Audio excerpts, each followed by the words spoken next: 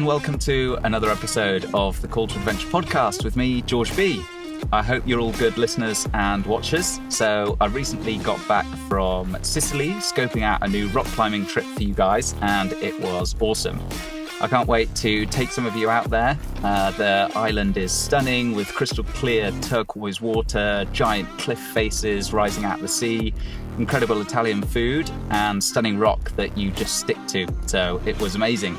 I tried multi-pitch for the first time, for people that know what that is. So continuing up the rock face instead of coming down, doing multiple pitches one after the other, and having lunch whilst hanging 200 meters off a cliff over the sea was pretty incredible. If that puts anybody off the trip, just know that multi-pitch is optional, so you can just do sport climbing or bouldering, and there's all levels of climbing available. So if that sounds cool, or you want to check out any of our other trips, head over to calltoadventure.uk.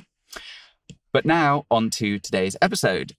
So we're speaking with the Pedal for Parks team, or at least part of them. So Isaac, Alex and Lucas. Recently, the team completed a world first cycling over both land and sea using water bikes from the Orkney Islands to the Isle of Scilly, covering 1,200 miles and ascending 2.5 times the height of Everest in just 2 weeks. During the journey, the team interviewed a number of environmental and climate change experts and turned this into a documentary that will soon be available on Amazon Prime. So Isaac, Alex and Lucas, welcome to the show. Hello, Hi. thanks very much. Thanks for having us on. Yeah, keen to chat. So we'll kick off with some really brief intros. So if you could just give us your name and a quick one-liner, just to introduce you to listeners who might not already be familiar. So let's kick off with Isaac. Hi, I'm Isaac, and my one-liner is, before this challenge, I'd never cycled before or cycled on water before. Nice. Okay. What do you want bios? No, that was even better than what I had in mind. So let's go with that. Alex? Short and snappy. Hi, I'm Alex. I've got the longest hair on the team, but that's what I use as my excuse for being the slowest as well. Bit of drag, Weighs me hair down. resistance. Mm-hmm. Okay, brilliant. And Lucas? Hi there, I'm Lucas. Apparently I have the worst taste in music according to the team. Apart from that, I'm a university student and just having a good time. That's a few extra lines. There you go. I want to dig into this worst taste in music a little bit. What is your taste in music? I mean, I thought it was quite good. It's a bit of a mixed genre, but it's quite repetitive sometimes. It's quite a small playlist of bangers, and 2 weeks, it's a lot of time to fill with good music. So didn't go as bad. It was repetitive, yeah. Down with the trumpets, Rizzle kicks down with the trumpets. Rizzle kicks down with the trumpets. Good songs, just not a lot of... Not a lot of variety, just stick to It definitely helped make us go faster, yeah. Yeah. It made us go faster because we wanted to get as far away from Lucas as possible. I guess that kind of worked, yeah. In the team's favour overall. Well, I think we've found the theme tune to this podcast. It's going to be Rizzle Kicks, and everyone's going to be like, "Oh yeah, I remember this one." Perfect. And for people that aren't familiar, maybe Isaac, do you just want to give us the lowdown on how you guys know each other, or kind of how you met in this endeavour? Yeah, sure. So a long time ago, I was on another adventure, and so was Lucas, and we were rowing across the Atlantic Ocean, and we met in the build-up to rowing in some preparation weekends, and then we really got to know each other a bit better at sort of the event where we were going to row from in the Canary Islands. So I've known Lucas for about three to 4 years now, and then I've known Alex a lot longer. So Alex used to be my boss at Royal Holloway University, where we used to study. I was studying geology and Alex was studying physics. And we were working as student union bodyguards. And Alex was my boss at the time. And then we went separate ways a little bit after university and did a few things. And then after the Atlantic Row, we met up at a local pub near Alex in London. and decided to work together on this big project, Pedal for Parks, and do a massive cycle together. And then Lucas came in a little bit later after that to join the expedition. Very cool. Right, so I think we've had a good little intro, but we will just do quick fire quiz. So you guys did you're obviously your team is called Pedal for Parks. So we're just going to go for some quick fire questions. Fingers on the buzzers. There aren't any buzzers, so just shout it out. So questions about UK national parks. Everybody ready? Yeah. Oh, right. Okay. Just shout it out as soon as you're ready. This would have been a great drinking game. Definitely should have thought about this beforehand. But anyway, okay. So first question: how many national parks are there in the UK? 15.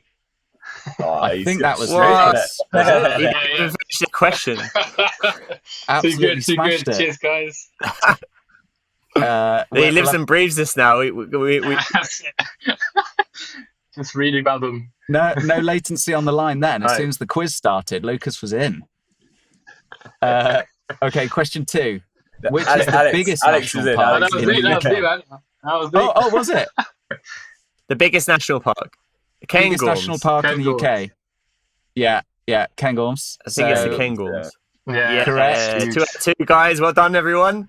So, the Cairngorms are the biggest of the UK national parks at 4,528 square kilometres. It's twice the size of the Lake District National Park and bigger than the whole of Luxembourg. So, interesting stuff. Number 3. Bigger than the country. That's that. Yeah. Luxembourg must be really small. Makes you realise. Number 3. Which is the oldest national park in the UK? Peak District, I think. Yeah, Peak. Isaac smashed it again. It is the Peak District, 1951. Nice. Yeah. 14. Yeah, that's it. Okay, nearly there. There we go. So, final one, still national parks, but not UK. What was the world's first national park? Oh, we've not been asked this one. That's a good First one. national park. Do you think it was in America? I would think that it was. Yeah. It was in America. USA. Yeah, it was in the USA. Go on. Because there's Yellowstone, there's Yosemite, there's... Yeah. Let's go with Yellowstone. I think it's Yellowstone. Because it's that's like the most well-known one, isn't it? Yeah, I'm not sure if it's the oldest one. I stick with Yellowstone. You're sticking with Yellowstone, right? Yeah. We've got 2 Yellowstones and a Yosemite, I think. Yeah. Is there two Yellowstones? Okay, fine. Yeah. Okay, I've been upvoted. No, so I meant for votes so far. So 2 of you said Yellowstone, 1 of you said Yosemite, and it is Yellowstone. So well done, you've I should have trusted you, Lucas. I'm sorry. I need to. Let me just like leave the room for a sec. So Yellowstone, world's oldest national park, opened on the 1st of March, 1872, by President Ulysses S. Grant, and it's more than 2 million acres. It's pretty incredible if you ever get a chance to go. It is like wilderness that we just don't really see in Europe. It's incredible. Bison running around, lots of wolves, geysers or geysers everywhere. It's an incredible place. So, quick fire out the way. Now let's jump on to your adventure. So I alluded to it a little bit in the intro, but can one of you give us the lowdown on your most recent biggest adventure that you guys did together? Yeah, Lucas, you like talking this bit. Yeah, so in terms of the adventure itself, it was a 14-day cycle. So we started off in the Orkney Islands, right at the top of the UK, and then, we basically did the land, John O'Groats to Land's End, with a bit of a twist. So we changed the route to include as many national parks as possible. And then on top of that, we added the water bike crossing from the Orkney Islands to John O'Groats, and a water bike crossing at the end as well from Land's End to the Isles of Scilly. So it was, how long was it again exactly in total? 1,200 we added it. miles. I think it was. I think it was just about 1,200 miles in total. And yeah, so it's 14 days. Obviously, you know, we were doing about 100 miles a day, but we had interviews en route as well, because we were making a documentary. And yeah, Isaac, I think you're probably the best person to explain the motives behind it. But that's the adventure side. Yeah, Isaac. It was quite a full-on adventure. Not much time to sleep. It was very full-on. Imagine cycling 100 miles and thinking, "Oh wait, I have interviews to do as well." Switching your mindset from that sort of adventure mode or cycle endurance mode, and then switching mindset to being educational and thinking about climate solutions and asking inquisitive questions. That was quite a challenge, but that was the main reason behind it. Long story short, mental health and physical health is pretty poor at the moment, and green spaces are declining. There's a bit of a correlation there. For one, I benefit a lot from getting outdoors. So one of the motives was, how can we protect these outdoors to preserve our mental and physical health? I have really poor anxiety, and my outdoors really helps with that. So that was that was kind of the main motive. I wanted to do something that would help the outdoors. I also wanted to do a new challenge, an expedition of such that featured some more learning. But I never cycled before, and I thought, oh, I've heard of the John O'Groats Land's End cycle loads of times. I'd really like to do that, and then why not combine some sort of agenda and purpose behind it? And then team came together based on that, and then we kind of scaled it up a bit more to make it a bit more impactful. So it was an adventure of sorts, and then we kind of coined it or provided a term like eco-adventure to it, which is doing an adventurous activity but also educating others on the subject, being environmentally responsible and things like that. So just turning it more of just an adventure but also an education piece. And in doing so, what we did is to increase the motives of how can we sort of reverse this change, this poor decline. 80% of our forests have been cut down in the last 100 years.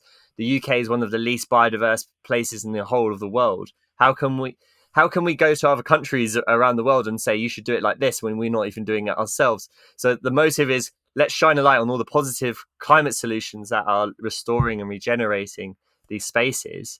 And we can use an adventure and a sustainable journey to try and share this. So it's all entwined into a nice coherent story. And then from there, we can distribute that to as many people as possible to share all these solutions and drive finance, drive inspiration, others to get involved, do tree planting in this area, or help get this project off the ground, or actually get engaged in things that will make a difference. A lot of us in the team, we were just very tired of hearing those negative headlines. Climate change this, we're hitting 2 degrees, it's all a disaster, the ice caps are melting, fires are everywhere. That's just completely blocking news. It's so negative and it's not very useful. So we wanted to try and shine a light on what's really actually going to make a difference and be impactful in the future.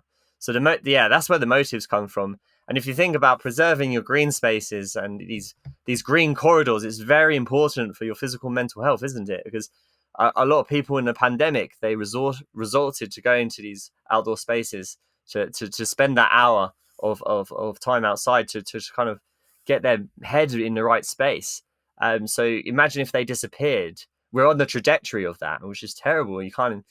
I, for one, wouldn't want to live in a world like that. Which is where the main motivations come from, really. And a team is very much similar.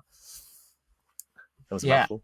I think I think it's awesome. It's and you did a really good job of illuminating the link between adventure and sustainability, and that's completely where we sit and Call to Adventure. And I think the two, spending more time outdoors just makes you really think about all of this stuff, right?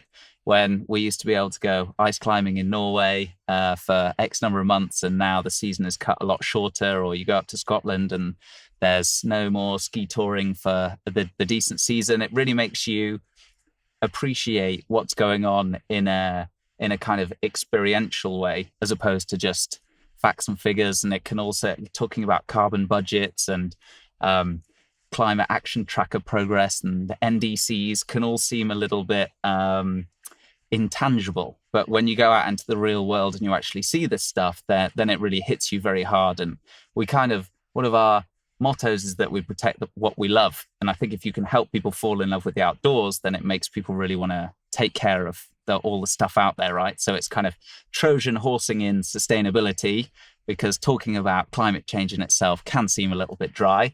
But if you can make it exciting through the medium of adventure, then it's much more engaging. That's exactly. ahead with our project as well. It's something we're trying to do. Very cool. Awesome. Yeah. And you're not the only one to say that, George, as well. A couple of people we interviewed said the exact same thing. Yeah. One was a kayaking company, the guy doing the same thing up in the Peak District, taking kids out. Another one, an outdoor educator in Lake District, and they same spiel, same ethos with them. Just getting kids to love and care for nature at a young age, and then eventually, they'll just have the mindset their whole lives, really. So yeah, exactly that. Yeah, it's really cool to see how many different people are on the same mission. It's awesome. It's great to know that there's so much energy and people getting on the boat. So that's really, really cool to hear. I'd love to, we'll get into the environmental side in a sec, but just before we do, you mentioned that you water biked the first bit and the last bit. I think a lot of people might not know what a water bike is. Tell us what a water bike is and how was that experience? So imagine a spinning bike in a gym. So you've got a spinning bike in a gym. It's connected to 2 elongated fender floats, so 2 long floats. And then you've got a drive chain on the bike that then drives a submerged propeller that's between the 2 floats. So you're very high above the water. So you can imagine, if you can imagine that contraction, anyone listening. One of the team can describe what it's like cycling these things. They're quite fun. Yeah, it was actually like, when you first get on it, it's very stable. We tried a few models out, and the one we settled for was, very maneuverable, pretty stable. The way it feels when you pedal is a little bit like those step machines in the gym. If you've ever been on those, like when you press down, it's a lot faster than when it comes back up, because obviously there's resistance from the water. So it feels like, not like on a bike where it's smooth, it goes down as fast as it comes up, the pedal. It's a bit like dunk, dunk, dunk, dunk, a bit of a weird rhythm. And then because it's only got one gear, once you hit a certain speed, which is about 3-4 knots, so that's what, like 6-7 kilometers per hour. That's it. You can't go any faster. You can spin faster, but you won't go any faster. So you're just wasting energy. It kind of feels, and then like energy wise, it feels like you're going up a steep, like very slight uphill continuously, maybe 1-2%, but you never have any respite, because unlike a normal bike, you can't coast. If you stop pedaling and stop maneuvering, you just get taken by the current, right? So you kind of always have to be on your toes, always kind of hands on the handlebars, kind of putting yourself back in the right direction. And you can't just coast, there's no downhill. So it's actually, pretty tiring experience. You just have to keep a good rhythm, a good cadence, cadence, sorry. And then it's okay. But yeah, a lot stabler than we imagined. They're well built, and they can deal with, a little bit of swell as well, a little bit of rough and tough. So definitely worth trying. There's not many around, but anyone hits us up, we can let you know where a few of them are, where you can rent them. There's not that many in the UK, unfortunately, but it's very good fun. Yeah, and they're very capable. We took them all the way to the Isles of Scilly, so great bit of kit. I would like to have a go. Looks like, well, it sounds like epic cardio, just like on a stepper machine that you can't really get off. And especially if you're going between an island and another island, then it's just keep going until you get there. But it does look fun. It looks cool. Yep. So yeah, water bike's done. Definitely on the list. I have to give that a go one day. But so nice. as you went round, you mentioned that you visited national parks and you did interviews with different kind of environmental and climate change specialists. So and visited different projects. So what were some of the most promising and interesting and memorable ones that you saw? Each project impacted us all personally very differently. Some of us knew about these projects already, some of us didn't, and we're going into them blind and got really excited about them. Some of them were massive, scalable, large projects that had huge amounts of funding and people behind them, and others were very small grassroots ones. On a personal level, my favourite ones were the sort of the visionary projects. So they're not quite at the stage of happening right now, but they've got funding and they've got support behind them, and they're on their way. I was very interested in sort of the relationship of infrastructure and human activity in green spaces, and one of the projects that is going on with one of our sponsors, Vectors Group. They're doing a massive sort of reshape of town planning, where you plan towns around active travel networks and green corridors. So instead of us breaking up these sort of spaces to fit all of our houses and our shops and things, why not us live amongst it all and allow nature to sort of live around us and move through, which is I think is really important for biodiversity. It also encourages and increases the amount of people that can have access into green spaces through the active travel networks, like cycling, walking, walkways and footpaths and things like that. A lot more of that. Less cars, less vehicles on the road, which of course would be less emissions and less danger. And then having a bit more of a community hub at the beginning, like a community concierge, a centre point, centroid area where you get all your food, you can do all your open workspacing, things that you would think are like conveniences that you would usually go to a supermarket for. Everything just in the middle there, and it just allows a bit more community, which is very good for the mental health as well, because people do isolation, as we know in the pandemic, was pretty poor. So that particular project, although it's not happened right now, they are planning and building towns like this. But I think this is the way to go if we're going to coexist with nature instead of the other way around, where nature's trying to coexist with us and we're saying no. This is, I think, the way forward. There was other projects like an eco village that we visited, Findhorn Eco Village up in Scotland, and that was very much heavily involved in all of the building materials and the way the buildings are designed, sort of integrated in nature, and everything was being off grid, and it was very much like its own little hub. I think that was a really interesting project and solution, although doing that at scale across the country would be quite difficult to do because of national grid and transportation and things. So I think a combination of the two projects could work quite nicely. So maybe in those sort of far-flung towns, villages, those eco villages could be more common, and then the bigger towns and cities are redeveloped and redesigned in such a way that they don't damage the green corridors. The one thing I didn't get an answer from was how they're going to deal with the towns that are already in this space. There is another project going on called National Parks, National Park City, where they're introducing and protecting and recreating green space within cities, and they've started in London first. So there's already big movements like that happening. So the cities and towns that are being developed in the future look like they will be developed differently, which will encompass green spaces, green corridors and active travel. Then there might be some sort of these micro off-grid places, eco-villages, that could be possible. And then the actual towns themselves are already existing, more green spaces and protection of green spaces being introduced. That was a lot, sorry. But that's my favourite projects, yeah. Yeah, I think that's a really interesting idea, and probably a good compromise or a good way to adapt to the fact that there's, London, we're not going to rip it all down and start again and say, actually, we should build it in a much more thoughtful way. But maybe taking some of those principles for new developments and then trying to green existing ones is probably the best solution. It reminds me of, don't know if you've come across the Venus Project ever. There's a guy, he's called Jacques Fresco, really interesting guy. I think he died recently, but he used to be an engineer when he was younger, and I think they took him to go and meet Einstein. He was like this super smart, almost savant-like guy, and then he got obsessed with designing sustainable cities and sustainable ways of living.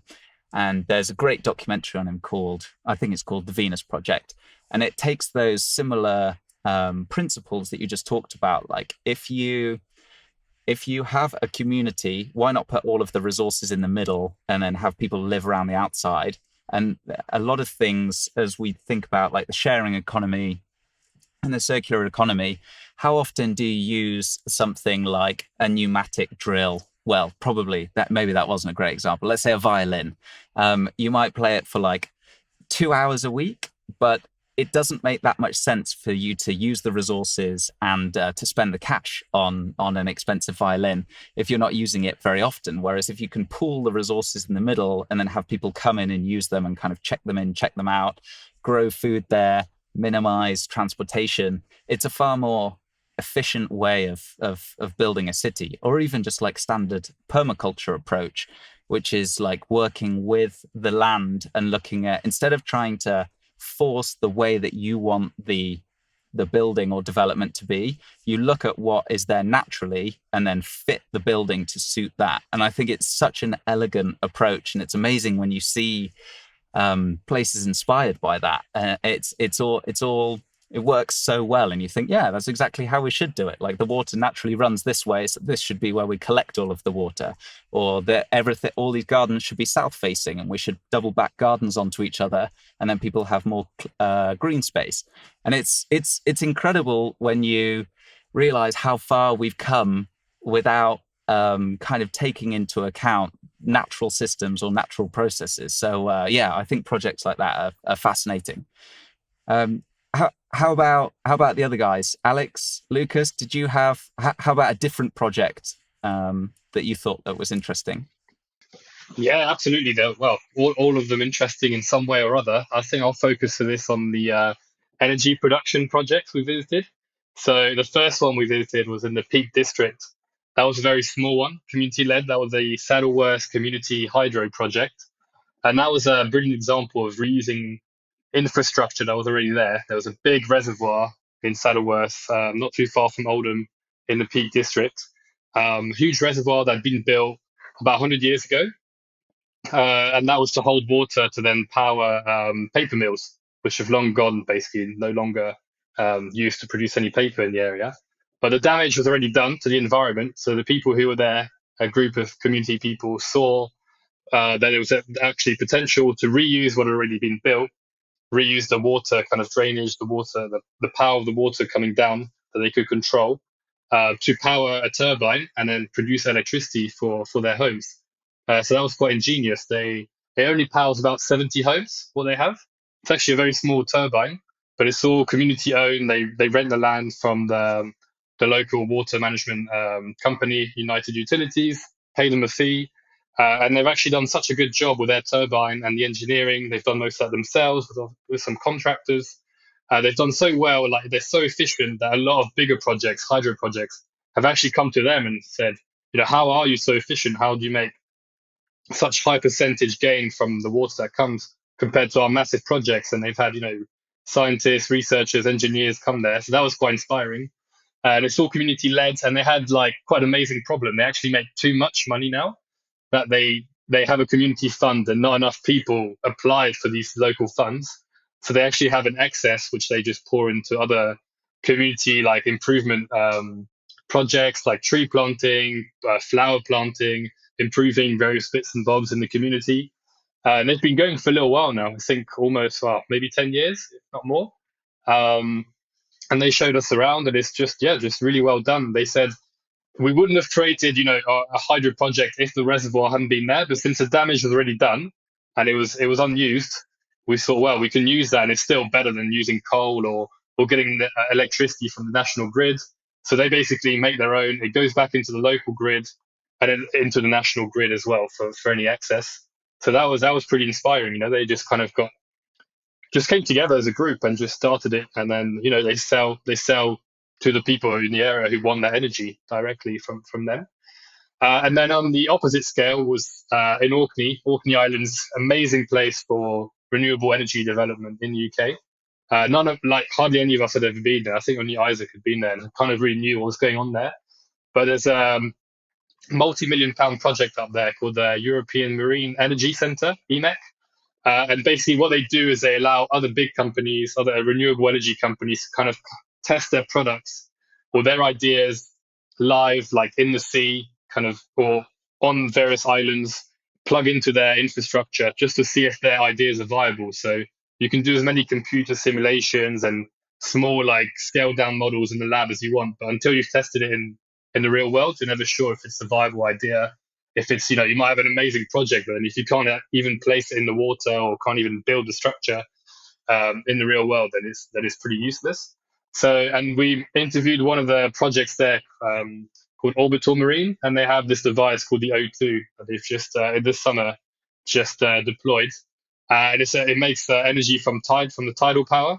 So if you look at it from, it's quite a big structure. If you look at it from the top down, it's a bit like a plane, like a kind of cross shape, and you have the main body, and on the wings, as you call them, I'm not sure what they call them, you have two big turbines underwater, and the swell going past basically spins them round, and that generates, that powers a generator, like most renewable energy mechanisms that creates electricity.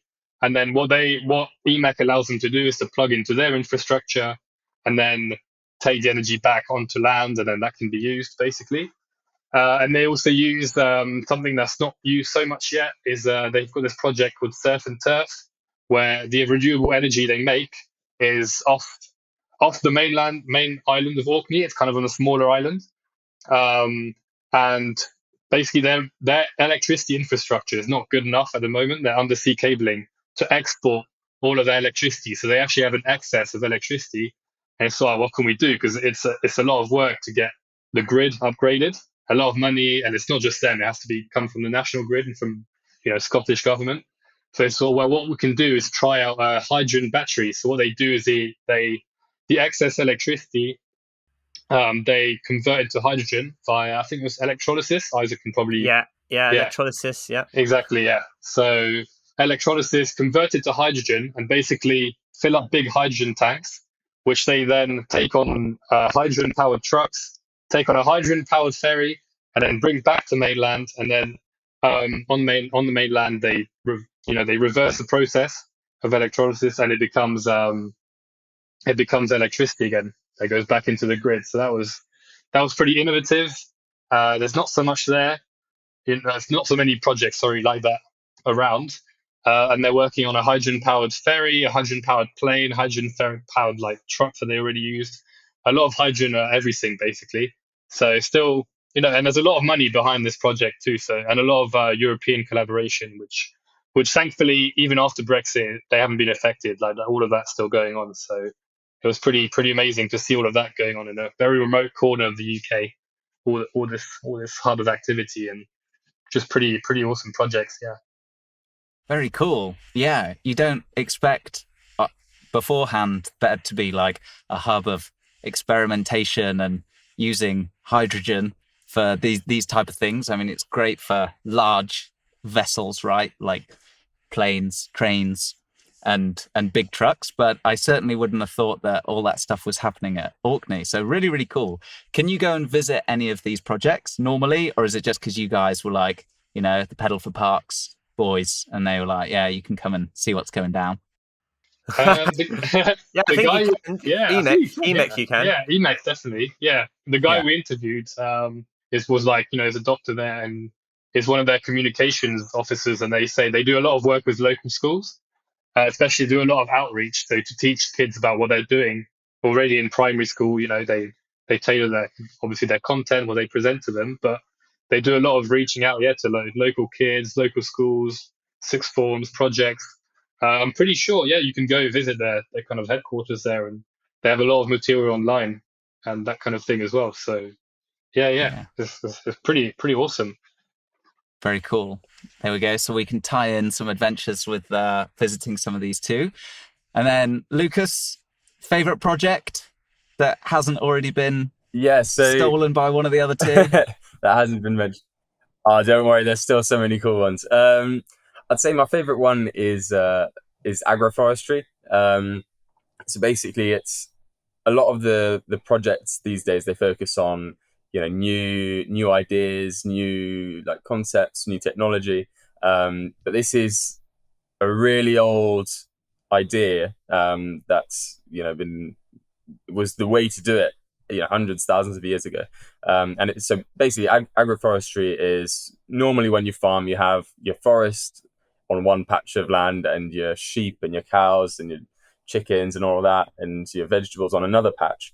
And it takes up a lot more space than it needs to. And agroforestry is basically this practice of doing them both on the same patch of land. So having your cows, your sheep and all of that roaming within the forest. Obviously, it's slightly harder to manage, which is why I think people moved away from it. But it is so much more sustainable, and there's like even the income per hectare or whatever, or the resources per hectare is so much more than your usual type of farming. So I think that's what I like the most about it, is that it is a very old technique and it does work really well, especially for the smaller farmers. And it just shows that there's so many cool new projects, but there's also so many things that we've been doing for so many years, but we've kind of drifted away from a little bit. So yeah, that's probably my favorite project if I had to choose. Yeah, reducing that land use. We use so much land. Yeah. Yeah. Because then you can let the very plain green fields that don't have a lot of anything really. You can let them regrow and become a bit more wild again and get a bit more of a biodiversity growing on the fields. Yeah. Regenerative agriculture is a fascinating area that's kind of seeing more and more about. I haven't seen loads about it in the UK. My real guy who I fanboy, Richard Perkins, out in Sweden. He has the world's most northerly permaculture farm. Highly recommend checking him out. It's awesome, even though it's pretty hard place normally to farm, where it's like very far north and cold. But he's amazing, and some of the regenerative agriculture stuff that he's doing is incredible. I'd love to have a go at doing some of that stuff here. And agroforestry is something that he talks a lot about, closing nitrogen and nutrient cycles and having your own compost and manure producers on your same site. So you want cows and chickens and they poop over the grass, and then all of a sudden you don't have to go and buy it from somewhere else. And using agroforestry and natural biodiversity means that you don't have to, bring in pesticides and fertilizers, and then you start to learn about how bad the Haber-Bosch process is and all that good stuff. And it makes so much sense when you just go back to a very old school, low tech, cheap, and very resilient way of working land, growing food, building community. I think it's really, really cool. I think that we're going to need the whole gambit from low tech, small solutions to the giant who's got the most efficient hydrogen battery. So everything it's all to play for and all going to be needed. So yeah, really, really interesting. From your travels and your journeys, has it made you do anything differently? Or if not, what would be some advice? I think a lot of people, especially now with COP, are thinking like, well, what should I do to actually be a better global citizen?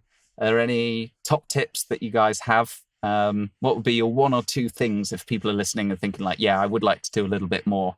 What would you recommend that they do? Yeah, I mean, before this adventure or such, or this eco-adventure, we weren't all of us the most environmentally friendly people we could possibly be.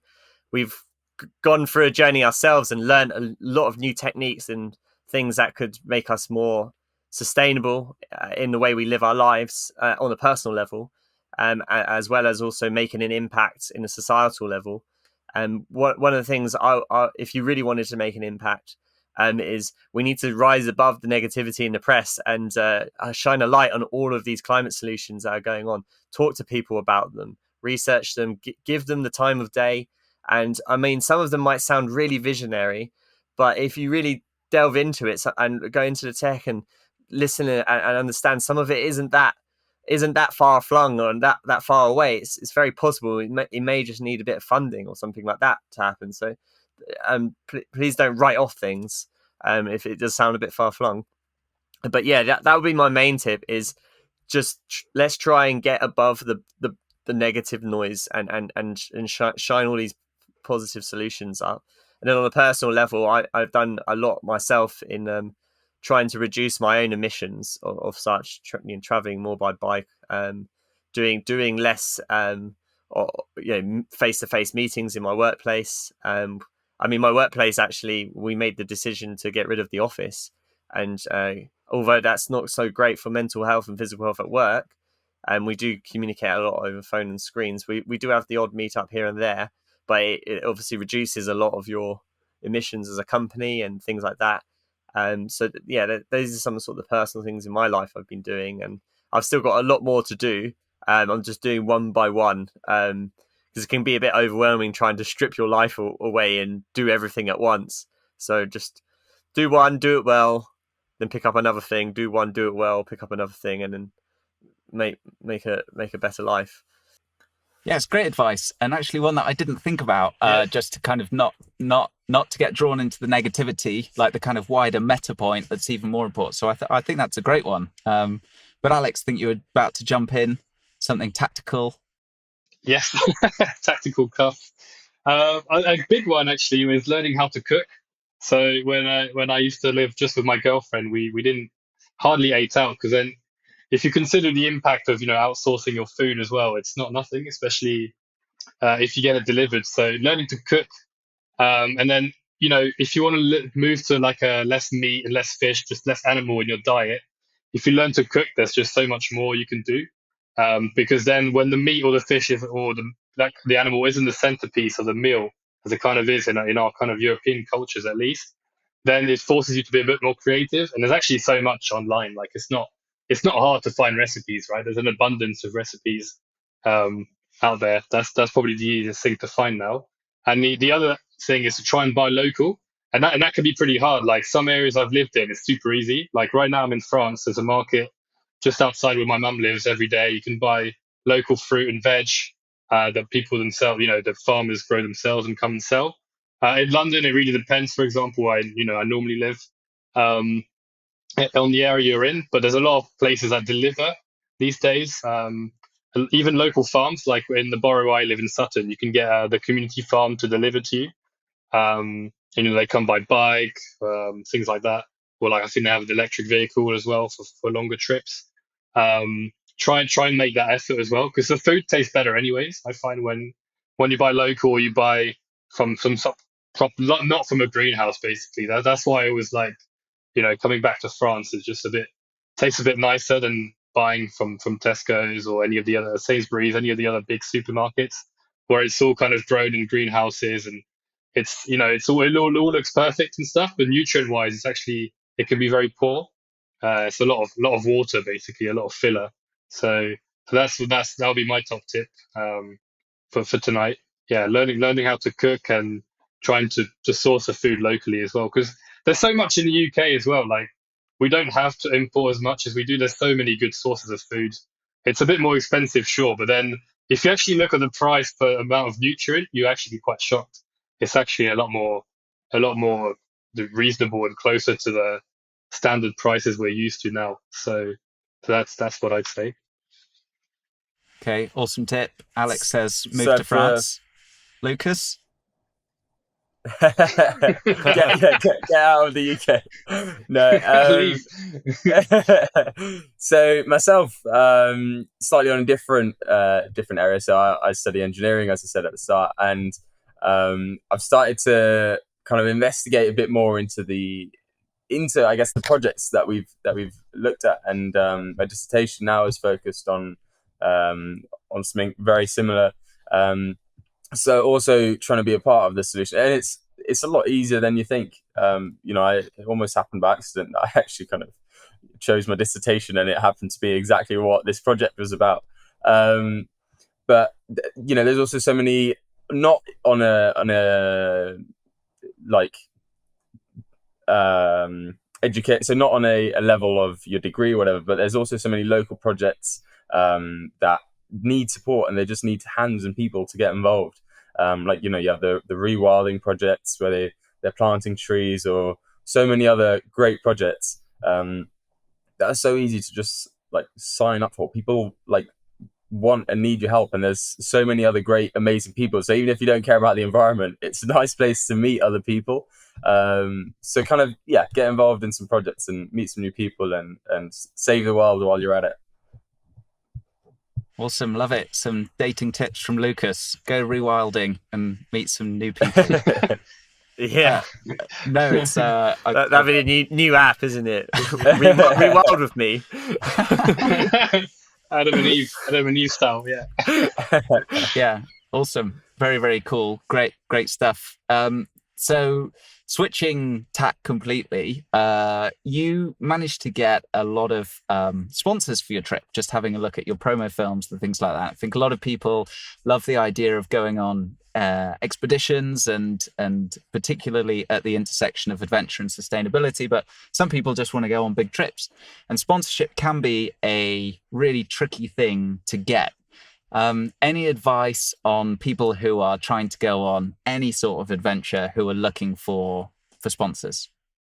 Yeah, I think first is being passionate of a cause that the sponsors are also passionate about. Alignment is really key. So if you're really passionate about mental health, and then your sponsors or potential sponsors, they have charities for other causes, that's not going to work. They'll be less inclined to support you. So if you've got a cause or a passion or a purpose in your project or something like that, where, even if it's just something as simple as, I just want a challenge to overcome this big obstacle of adversity and tell other people how they can do the same. There might be a lot of companies out there who are into going above and beyond adversity, and they have like themes in some of the stuff that they're doing within the company to try and overcome adversity issues, and that they have these events that they're trying to do that encourages overcoming adversity, and that's where you could tie in or something like this. So it doesn't have to be like a big cause like climate change or something like this. It could be as simple as just, I want to do a challenge and tell other people how I did and how I overcome it. Other companies align that, but with sponsorship, they're investing in your story and they want to be part of your story. So I think the best advice or simple thing is be really coherent of why you're doing what you're doing, and then people will be driven to support you. Yeah, cool. I think great advice.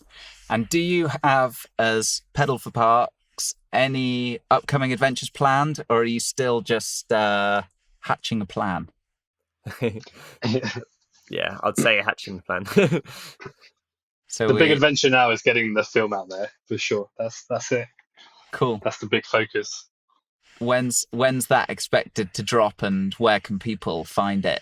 Yeah, it's picking up. So we had our premiere on Thursday, the 28th of October. So about a week from when we're recording this podcast, a week ago. So that was in London in Mayfair. So that was a really, really fun event with sponsors, family, friends. Really good night. So that was the first time we publicly showed the film. And then on Saturday, 6th of November, we're presenting it at COP26. So we've been invited into the United Nations Climate Change Pavilion, and we're hosting a session showing the film and then hosting a panel as well. So that's obviously amazing, because that was always kind of the ultimate goal for the project, and that's become reality now. So we're busy prepping for that this week. And then, what is it, in a couple of weeks, Kendal Mountain Festival. 18th to 21st of November. We're at Kendal. Exactly. Yeah. Oh, yeah. Nice. We have a showing every day. So we're part of the Explore program. Yeah. So that's going to be pretty wicked. They're showing us once a day. So that's going to be a lot of fun. And we'll be introing it. Maybe we'll take turns introing the film. We'll see. We'll see how it goes. So that's in the immediate. And then we also have a showing online, 24th of November, 6 p.m. on pause.tv. And that's pause without the E. So Papa Alpha Uniform Sierra Tango Victor, practicing my security staff radio alphabet there. And that's in partnership with Adventure Uncovered. They're helping us out with that, which is amazing of them. It runs so over be 24 hours. Exactly, 24 hours. So until the 25th of November, 6 p.m., where we'll have a roundup, or we'll do a live Q&A with us, with the filmmaker as well, with the director, where people can ask us all sorts of questions. And then after that, I think the only other confirmed thing for now, like as in a showing, a physical showing, will be the Royal Geographical Society. I think that's on the 13th of Jan in the lecture theatre next to the Royal Albert Hall. And then that's it for now. But we need to, we're going to start applying to, now we've got the final film, we'll start applying a lot more to film festivals, touring it, online, physical, face-to-face is starting to come back in anger now, which is amazing. So that's where it'll be for the immediate. And then eventually putting it up on the streaming service. Yeah, we're still working on that for sure. Yeah, I think Prime is most likely going to happen. Yeah. Very cool. Awesome. But well, we'll keep you guys updated. Yeah, that'd be great. So lots of screenings scheduled. I'll look forward to catching you guys at Kendal Mountain Festival. I'll be there too, so that'll be great. We can say hi, catch up, have a beer. It's really, really cool. It's a great festival. There's always lots of weird and wonderful people there, and I really enjoy it. It's with the accommodation situation is the weirdest thing. Last time I stayed in some, they were kind of like out. So it was in the back of a judo hall, and there were some shipping containers that had bunk beds in, and it kind of looked like a refugee camp type thing, but and there was no heating, and it was freezing, like it was November, but we're all in this little group together talking about how weird it was that we're all sleeping in this thing with a load of strangers and that it was freezing cold. So I mean, I remember it being very cheap, and I got it last minute. So we'll see. I'll probably end up staying in there again this year because I haven't organised anything yet. But I'll look forward to catching you guys there. Oh wow! Yeah. So that will be really cool. It's always a good event. And otherwise, we'll post links to everywhere else that the film is coming up and where people can see it. I think speaking at COP sounds amazing. That will be an incredible experience. It's like the perfect time to drop your film as well. So that will be great. I'll look forward to hearing all about that and how that goes. So best of luck with it. And thanks again for coming on the show, Isaac, Alex, and Lucas. So if people want to follow your story in the meantime, but before the film drops, where's the best place for them to go and find out a little bit more about you guys? Our website. Follow on Instagram and the website. Yeah. So we've got website pedal4parks.co.uk. That's number 4. So pedal4parks.co.uk. And then the social media handles, as Lucas said, we're on Instagram, Facebook, Twitter, and our handle or our tag handle is pedal4parks, and it's got the number 4 in the middle. There we go, Pedal4Parks. So follow. Go and check it out. The trailer's already out for the film, so have a little look. It looks really good. I'm looking forward to see it. So, guys, thanks again for coming on. Listeners and watchers, thanks again for tuning in, turning on. So until next time, thanks very much. Awesome. Thank you. Cheers, guys. Cheers.